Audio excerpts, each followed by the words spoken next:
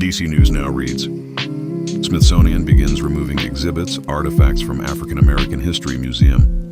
Written by Daniel Hamburg on April 25, 2025 at 10:32 p.m. Washington, DC News Now. Some artifacts and exhibits are being removed from the National Museum of African American History and Culture. It comes a month after President Trump's executive order to remove what he calls improper ideology from Smithsonian museums. Tourists travel from across the country to see the National Museum of African American History and Culture. Black history is also American history, said visitor Taneka Williams from Suffolk, Virginia. I wanted to make sure that I got to go through the exhibit and see the things that my parents and other people sacrificed, said visitor Sharon Small from Atlanta, Georgia. But some of the objects in the museum are being removed. I'm concerned about what might not be here in a few months, Small said. Civil rights activist and San Francisco pastor Reverend Dr. Amos Brown received an email this month stating that his artifacts were being returned.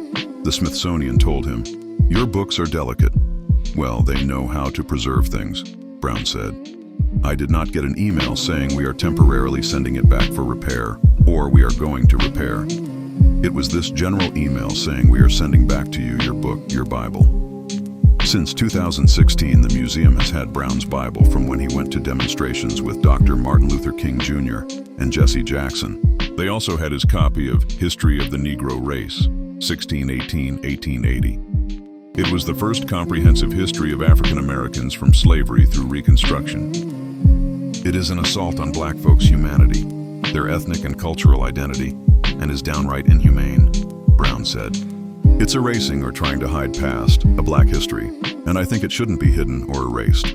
I think it needs to be highlighted, Williams said. The Smithsonian responded to DC News Now, stating, Now you should listen to this because this concerns you. The Bible and book belong to Reverend Brown of San Francisco, who generously loaned them to the Smithsonian's National Museum of African American History and Culture for an exhibition. The loan agreement has expired and the items are being returned in May to the owner, which is standard museum practice for any loan. The curator called and wrote to Reverend Brown. None of these objects are leaving the Smithsonian,